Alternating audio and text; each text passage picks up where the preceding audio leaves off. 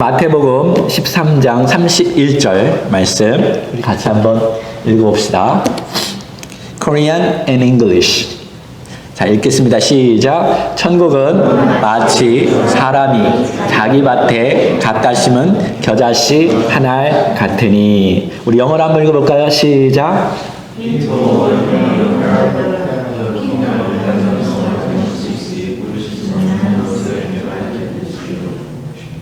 우리 마태복음에 보면 예수님께서 천국에 대한 이야기를 비유로 설명해 주셨습니다.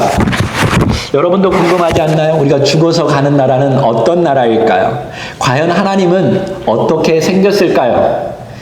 정말 요한계시록에 나오는 대로 황금길과 또 수만의 천사들이 정말 날아다닐까요? 그런데 놀랍게도 우리 주님께서 말씀하신 천국에 대한 이야기는 그러한 내용이 아니었습니다. 7가지 정도의 비유 속에서 예수님께서 말씀하신 천국의 내용은 미래에 가서 볼 천국이 아니라 지금 여기에서 일어나는 하나님의 나라에 대한 내용이 거의 대부분입니다. 첫 번째, 여러분이 정말 많이 들었던 내용이죠. 한 농부가 있는데 씨를 뿌려요. 4가지 다른 밭이 나옵니다. There is 4 different kind of mind the field. The farmer 뭐라고 하죠? Spread the seed. 근데 4가지 그 밭에서 다 다르게 응답하죠. 첫 번째 밭은 어떤 밭인가요? 길가죠. The path. 그러니까 새들이 날아와서 그 씨들을 가져갔다고 말해요. 그러니까 사단이 가져갔다라고 예수님께서 설명까지 하셨어요. There's evil one. 두 번째는 어떤 밭이죠? 돌짝밭이었습니다. The rocky place. 근데 씨가 뿌려졌더니 햇살이 너무 막 세게 하니까 말라서 죽었다. 하나님의 나라의 말씀이 역사하지 못했다라고 말하고 있어요. 세 번째는 어떤 밭이죠? 가시덩굴이 있었어요. 하나님 말씀을 들었는데 세상의 염려와 그런 물질의 그 불안함 이런 것들 때문에 그 말씀이 그 마음밭에서 자라나지 못했다. 네 번째는 어떤 밭이죠? 좋은 밭입니다. Good soil. 그래서 말씀을 받아들이고 그 말씀을 깨닫고 그 말씀대로 순종했더니 30배, 60배, 100배의 열매가 맺혔다라고 예수님께서 천국에 대한 비유를 말씀하시는데요. 이거는 미래에 가서 이루어질 천국이 아니라 지금 예수님의 말씀을 듣는 사람들에서 일어나는 하나님의 나라에 대한 내용이에요. 하나님의 나라에서 제일 중요한 것은 하나님이 통치하는 것은 다 하나님의 나라라는 거예요. 그러니까 예수님께서 말씀하실 때 그 말씀을 듣고 그 말씀을 깨닫고 삶으로 실천한 사람은 이미 하나님 나라에 들어와 있다라고 예수님 말씀하시는 거예요. 그러니까 하나님 나라는 지금 여기에서부터 이미 시작되었어요. 오늘도 여러분께서 하나님의 말씀을 듣고 깨닫고 그 말씀대로 살아간다면 여러분은 이미 하나님의 자녀로 살아가는 것입니다. 자, 천국에 대한 두 번째 가르침도 우리의 생각을 완전히 뒤집어 놓고 있어요. 겨자씨에 대한 이야기인데요. 우리는 천국 하면 아주 거대한 것, 아주 엄청난 큰 것으로 생각을 하는데 예수님은 오히려 하나님의 나라를 설명할 때 작은 것이다라고 말씀하셔요. 예수님은 우리의 생각을 참 완전히 바꾸어 놓는 분이신 것 같아요. 작은 것에서부터 시작하는 것이 하나님의 나라다. 그래서 아주 씨 중에서 작은 겨자씨 하나가 같다고 예수님은 말씀하셔요. 천국은 거대한 것이 아니라 작은 것이다. 왜 이렇게 예수님께서 말씀하셨을까요? 이 겨자씨는요, 바위와 비교를 하면 엄청나게 정말 작아요. 차이점은 겨자씨 안에는 생명이 있다라는 거죠. 생명이 있으면 여러분 놀랍게 변화되는 것이 하나님의 나라의 특성이다. 예수님께서 이것을 우리에게 가르쳐 주기를 원하셔요. 문제는 생명이 있느냐 없느냐. 예수 그리스도가 여러분 생명인 것을 믿습니까? Jesus himself said, I am the way, the truth, and the life. 예수님이 생명이에요. 그 생명이 우리 안에 들어오면 역사하게 되는데 놀랍게 역사합니다. 우리의 눈으로 봤을 때는 아주 작은데 그것이 하나를 여러분 믿음으로 받아들이면 엄청난 커다란 믿음의 사람, 또 이 생명이 이 temporary life가 아니라 영원한 생명으로 바뀌어진다라고 예수님께서는 그 영적인 진리에 대해서 겨자씨를 가지고 이야기하고 있다는 거예요. 그러니까 여러분 작다고 무시하면 안 돼요. 하나님의 말씀, 조그만 말씀이라도 여러분이 받아들이고 깨닫고 실천하면 놀라운 역사가 일어난다는 것입니다. 제가 한번 얘기했나요? 저희 집에 그 조그만 방울 토마토를 심었더니 끝없이 열매가 나온다라는 거를요. 지금까지도 나오고 있어요. 제가 한 달 전에도 이야기하고 있는데요. 열매가 계속 나와요. 여러분 생명 되신 그리스도의 말씀이 들어오면 여러분 인생 가운데 여러분이 상상할 수 없는 열매들이 계속 맺힐 줄 믿으시기 바랍니다. 조그만 것부터 시작해요. 하나님의 창조한 세상을 보니까 다 조그만 것부터 시작했더라고요. 저도요, 조그만 것부터 시작되었어요. 그리고 아기로 태어났죠? 아기가 이렇게 컸어요. 사람도 이렇게 크죠?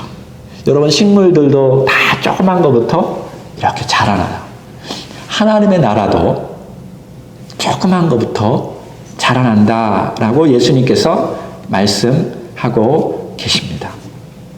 그래서 천국은 겨자씨처럼 아주 미약하게 출발하는 속성이 있다는 사실을 여러분 기억하십시오. 그래서 예수님 믿으면 처음부터 커지는 게 아니에요. 처음엔 조금부터 조금씩 커지는 것이 하나님 나라의 특성이고 우리 크리스찬의 라이프라는 것을 예수님께서는 다시 빗대어서 설명해 주고 있는 것입니다.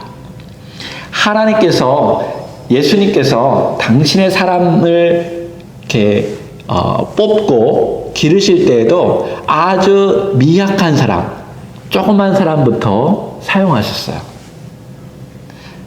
제가 얘기할 때 좀 무슨 하워링 소리 나는 것 같죠? 네. 이거 조금만 좀 줄여줄 수 있으십니까? 네. 우리 교회 은사 있는 분들이 많아서요. 딱 일어나셨어요. 누군지 아시죠? 아예 많이 줄여도 괜찮겠습니다. 하나님께서는요, 크고 유명하고 잘난 사람을 사용하기보다는 오히려 작고 볼품없는 사람들을 사용하셔요. 그래서 하나님이 얼마나 크신지 보여주는 참 역설적인 하나님이심을 우리는 볼 수 있어요. 그래야 하나님을 더 잘 믿겠죠. 그래야 하나님이 더 크다라는 것을 발견할 수 있겠죠.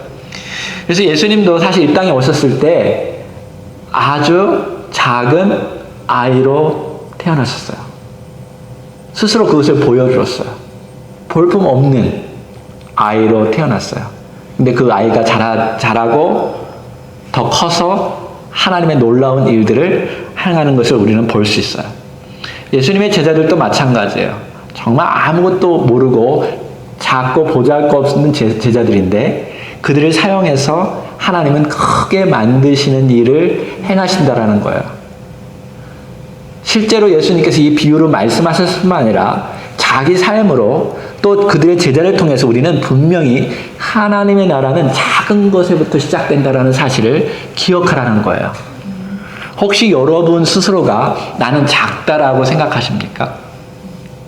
그러면 오히려 하나님께서 여러분을 사용하기 좋은 상태에 있는 것입니다. 네, 이게 계속 소리가 나기 때문에 제가 아예 꺼버릴게요. 네, 그러면 소리가 안 날 것 같아요. 자, 고린도후서 12장 10절 한번 보겠습니다. 다 같이 읽어볼까요? 시작. 그러므로 내가 그리스도를 위하여 약한 것들과 능욕과 궁핍과 핍박과 곤란을 기뻐하노니 이는 내가 약할 그때에 곧 강함이라. 한번 영어로 한번 읽어보겠습니다. 시작. That's why for Christ's sake I delight in weakness and in insults and hardships and persecutions and difficulties. So when I am weak, then I am strong. 이 소리가 아닌가 봐요. 그죠? 다른 소리인 것 같아요. 오케이. 괜찮습니다. 자, 우리가 약할 그때에 하나님께서 더 크게 일하신다라는 것을 또 사도 바울도 우리에게 보여주고 있어요. 그래서 우리가 어려움을 당할 때, 우리가 정말 힘들 때, 그것을 감당할 수 있는 힘이 없을 때 오히려 잘된 것이다. 기뻐해라. 왜냐하면 그때 하나님께서 크게 역사하실 수 있다는 거예요. 우리가 병들 때, 우리가 할 수 없을 때 하나님의 역사는 더 크게 일어납니다. 폭풍을 만날 때 하나님은 잠잠케 하십니다. 때로는 그 속에서 우리를 곧바로 고쳐주지 않으시고 우리를 강하게 만들어 가셔요. 제 아내가 뒷밭에 방울토마토도 심었고 오이도 심었고 또 무화과 나무도 심었습니다. 다 자그마한 씨에서 시작되었습니다. 정말 처음에는 보잘것이 없었습니다. 저기서 뭐가 나타날까 상상도 하지 못했습니다. 근데 거기다가 날마다 물도 주고 또 잡초도 뽑아주고 거름도 주고 아침마다 나가서 이렇게 지켜보았습니다. 근데 어느 날 시간이 지나자 점점 그게 커지기 시작하더니 열매를 맺혔습니다. 그리고 잘 익었습니다. 그걸 잘 먹기도 하였죠. 근데 어느 날 토끼가 와서 열매를 다 따먹고 말았습니다. 또 태풍이 불어서 나무가 쓰러지기도 하였습니다. 제 아내는 나무가 쓰러지지 말라고 거기다가 받침대를 세워놨어요. 그래서 점점점 강하게 튼튼하게 자라나는 것을 우리는 볼 수 있습니다. 시작하니까, 조그맣게 시작하니까 언젠가는 커지기 시작했어요. 그리고 그것이 잘 커질 수 있도록 제 아내가 굉장히 많이 노력했어요. 32절을 한번 볼까요? 그 다음 절. 32절. 네, 여기 있겠습니다. 이는 모든 씨보다 작은 것이로되 자란 후에는 나물보다 커서 나무가 되매. 영어로 한번 읽어볼까요?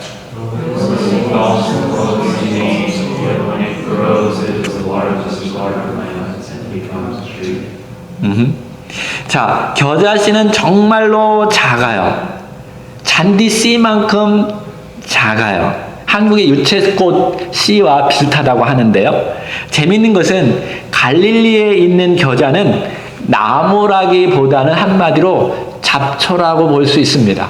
아마도 그때 예수님 당대에는 이 겨자씨 하면 사람의 반 키 정도밖에 안 크는 그런 잡초와 같은 것으로 사람들이 인식되어졌어요. 근데 어떤 것은 개중에 좀 크게 커져서 사람보다 더 큰 키로 커지는 것도 있었고요. 그게 많이 모이면 숲처럼 이렇게 보여지는 것도 있는데, 일반적으로 봤을 때 지금도 가서 보면 그냥 잡초라고 볼 수 있습니다. 별로 유용하게 사용되지도 않아요. 한국의 겨자씨 하면 노란 씨로 만들어진 건데 거기에는 검은색 씨로 되어져 있다고 합니다. 왜 하나님은 이런 겨자씨와 같은 조그만 것으로 비유를 들었을까요? 옥추리처럼 막 커다란 나무, 튼튼한 나무로 만들지 않고 왜 이 별로 쓸모없는 잡초와 같은 겨자씨로 이야기했을까요? 제가 처음에 얘기했듯이 예수님의 이 비유는요, 굉장히 역설적이에요. paradox, exaggeration, 과장도 있어요. 어쩌면 눈에 좀 번쩍 띄게 하려고 그랬을 거예요. 하나님 나라 하면 엄청난 큰 거라고 생각하는데 저 정말 예수님의 말씀에 보면 그것도 비유로 억추기도 아니고 별로 쓸모없는 잡초와 같은 weed 이런 걸 가지고 예수님이 하나님 나라를 이야기하는 거예요. 정말 왜 그랬을까요? 이 겨자씨는 아까도 말했듯이 자라도 별로 볼품이 없어요. 이 갈릴리 지역에서 예수님께서 이 말씀하셨는데요. 이 갈릴리 지역을 어쩌면 대표할 수 있는 단어가 바로 겨자씨, 겨자풀, 겨자나무와 같은 거예요. 다시 말해서 볼품이 없어요. 인기 없어요. 잡초와 같아요. 예루살렘과 비교하면 예루살렘은 아주 크고 하나님이 정말 역사함이 크고 유명한 지역이에요. 거기 있는 거기에 태어난 사람들은 다 유명한 사람들이 많아요. 근데 갈릴리 지역은요, 별로 유명하지가 않았어요. 근데 지금 예수님께서 말씀하시는 이 비유를 듣는 사람들이 다 그런 사람들이라는 거예요. 다른 사람들도 그들을 잡초처럼 여기고요. 쓸모없는 사람들처럼 여기고요. 스스로도 그렇게 생각해요. 근데 그곳에 예수님께서 말씀하셔요. 천국은 바로 너희들과 같은 곳에서 일어나는 곳이다. 라고 예수님 말씀하시는 거예요. 그들도 하나님께서 사용하기를 원하셔요. 그들을 통해서 하나님 일하시기를 원해요. 별로 유명하지 않고 별로 나타나지도 않는 인기 없는 그곳에 하나님께서 역사하심을 믿으시기 바랍니다. 하나님이 나같이 하찮은 자에게도 나같이 정말 평범하고 다른 사람들이 전혀 알지 못하는 곳에 역사하실까요? 예수님의 비유로 분명하게 말씀하셔요. 그리고 예수님의 삶 속에서도 분명하게 말씀하셔요. 오늘 여기에서도 여러분 스스로도 그렇게 생각한다면 잘못된 거예요. 주님은 바로 여러분과 저와 같은 그곳에서 일하기를 원하신다라는 거예요. 근데 놀랍게도요, 이 잡초와 같은 그곳에 하나님 나라가 임하면, 겨자씨가 예수님께로 들어오면 커다란 나무가 돼서 놀랄 정도로 변할 것이다. 예수님께서는 이렇게 역설적으로 말씀하셔요. 좀 이해가 안 되죠. 그 듣는 사람들이 뭐 잡초가 어떻게 커다란 나무가 될 건가? 그 막 새들이 막 날아다니고 하나님 나라를 어떻게 나타나는가? 근데 여기 포인트는 뭐냐면 자란 후에는 yet when it grow, 자란 후에는 놀랍게 커질 것이다. 저는요, 여러분이 과학적으로 뭐 지금 뭐 유채꽃 같이 이렇게 커다 뭐 이런 거보다는 정말 풀이 억추리보다 더 강한 나무가 될 것이다 라고 예수님께서 그렇게 말했을 것이라는 생각이 들어요. 왜 그러냐면요, 예수님은요 물로도 포도주를 만드시는 분이에요. 여러분 믿습니까? 조그마한 아이가 물고기 2마리, 보리떡 5개로 5,000명 이상을 만드시는 분이 바로 예수님이셔요. 자란 후에는 커다랗게 변화될 것이다라고, 하나님의 나라는 이러한 것이다라고 예수님 말씀하셔요. 그래서 여러분 정말 소망을 가지십시오. 기대를 가지십시오. 예수님이 그랬어요. He expected when it grows, it will be fruitful. It will be big tree. Why? This is God's creation. This is God's design. Once you come to believe in Jesus Christ, you will be totally changed. And when God uses you, you can be great. Greatly you can use it. You will see the David, you see the Paul. Lots of people, when they first come to Jesus Christ, is so little, so not popular. But once God use you, you will be popular. But you feel like you are weak now. But God expects you. And also you must expect your future when it grows. 저도 그랬어요. 어렸을 때 우리 아내는 지금도 저를 깜뽕보이라고 얘기해요. 아주 시골 소년이라고 얘기하는데 전기도 없는 그런 곳에서 저는 태어났고요. TV도 별로 없는 그런 곳에서 태어났고요. 공부도 못했고요. 근데 하나님께서 사용하기 시작하면 여러분 하나님께서 크게 사용할 줄 믿으시기 바랍니다. 로마서 12장 11절 12절 같이 한번 읽어볼까요? 시작. 부지런하여 게으르지 말고 열심을 품고 주를 섬기라. 소망 중에 즐거워하며 환난 중에 참으며 기도에 항상 힘쓰며. 여러분이 지금 나 아무것도 아니라고 생각하지만 소망을 가지라는 거예요. 소망을 갖고 참고 인내하고 기도하면 하나님이 여러분께서 놀랍게 사용하실 거예요. 영어로 한번 읽어볼까요? 시작. Never be lacking in zeal. Keep your spiritual purpose, serving the Lord, be joyful in hope, patient in affliction, faithful in prayer. You need to have a hope for your future. 로마서 15장 13절 같이 읽어볼까요? 소망의 하나님, 소망의 하나님이래요. 하나님은 기대하셔요. 소망을 갖고 기대하셔요. 소망의 하나님이 모든 기쁨과 평강을 믿음 안에서 너에게 충만하게 하사 성령의 능력으로 소망이 넘치게 하시기를 원하노라. 영어로 시작. May the God of hope fill you with all joy and peace as you trust in Him, so that you may overflow with hope by the power of the Holy Spirit. 여러분 잡초와 같다고 생각됩니까?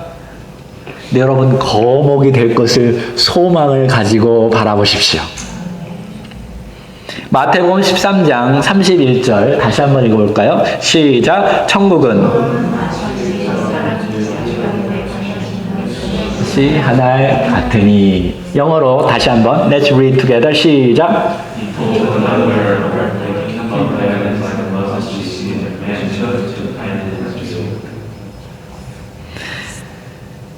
어떻게 이게 가능할까? 잡초가 거목이 되는 것이 어떻게 가능할까? 제가 고민을 했어요. 기도를 했어요. 근데 순간 가능하다. 예수님이라면 가능하다. 근데 이 성경을 읽어보니까 가능한 게 보여지는 거예요. 저기 보니까 빨간 글씨로 자기 밭에 갖다 심었다라는 것이 갑자기 제 눈에 들어오기 시작했어요. 이거구나. 이게 잡초를 거목으로 만들 수 있는 비결이 여기 있구나. 자기 밭에. 예수님 밭에. 여러분과 제가 심겨지면 가능하겠구나. 이게 보여지기 시작했어요.